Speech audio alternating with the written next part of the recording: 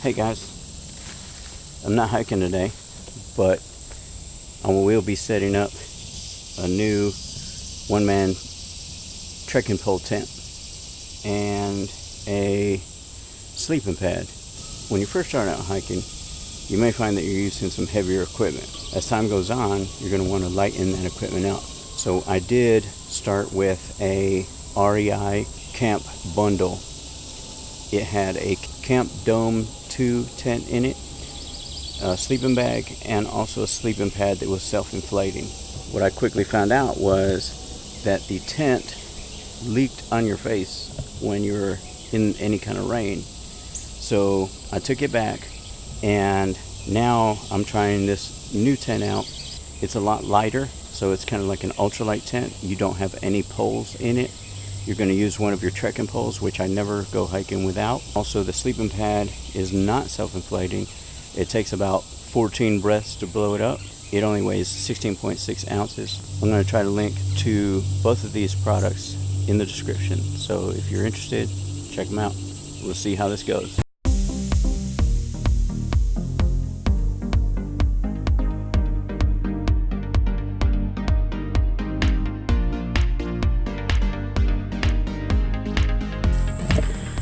Well, as you can see, the tent takes no time at all to put up. These are the kind of stakes that it comes with, the pegs. They're super lightweight and aluminum anodized. I may change those out for some of the hook type that are a lot easier to push in to the ground. So this is what it looks like on the outside.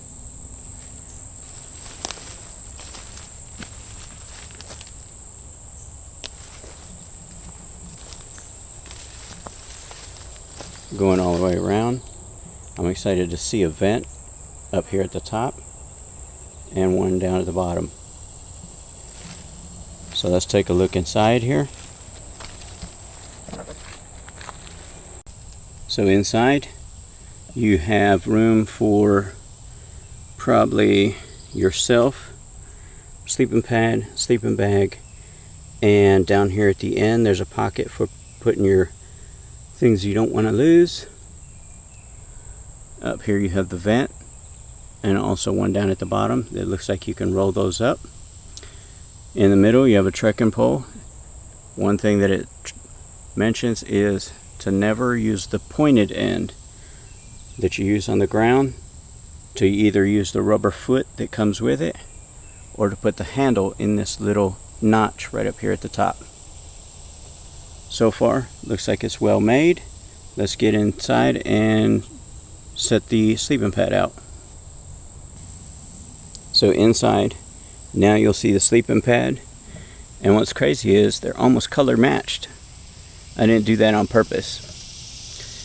As you can see, speaking of color, the tent is my favorite color, army green. So let's get inside. And as you can see, it's pretty straightforward. If you ever spent any time inside of a tent, they're kind of pretty all the same. Looks like I reach top to bottom here, so you don't have much space going this way. May not be for the tallest person, but for me, it's perfect. The reason I got this tent is that, opposed to the one I used to have, this one has a vestibule, which is a little area that you can put your pack and also cook outside underneath of here in case it's raining. So overall, it seems very well put together. I don't see any apparent defects or obvious defects. It looks like the bathtub, which is the bottom of the tent, I'd say that's probably about 3 inches deep. So that's good for in case there's any standing rain, standing water, not getting in. So the vent is here and one over there. I think I would probably position this tent so that the air is coming in to the face of the tent so it's traveling through to kind of help with some of that condensation. Like I said, this sleeping pad took me about 14 breaths to blow up. Very easy. It's a Freeland brand and it feels super comfortable. I think this is going to be a perfect ultralight camping setup, except for the pegs. I think I might change those out.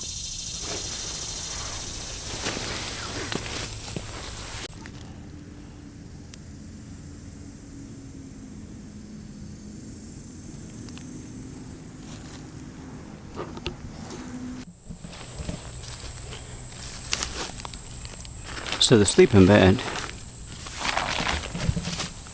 pad comes with this style opening.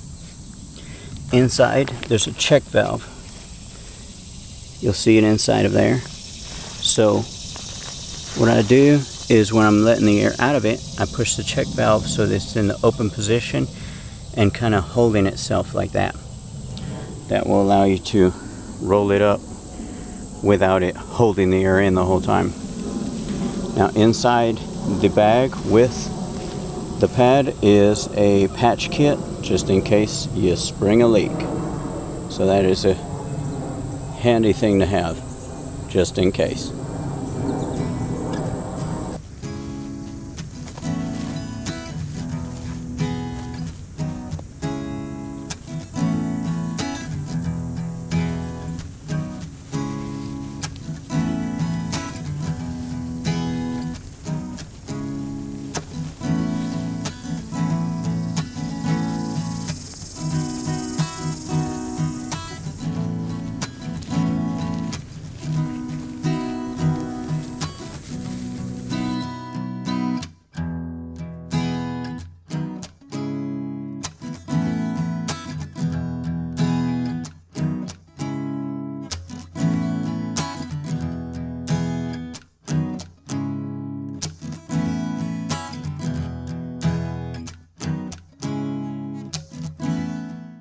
Well, that's it for today, guys. Thanks for watching.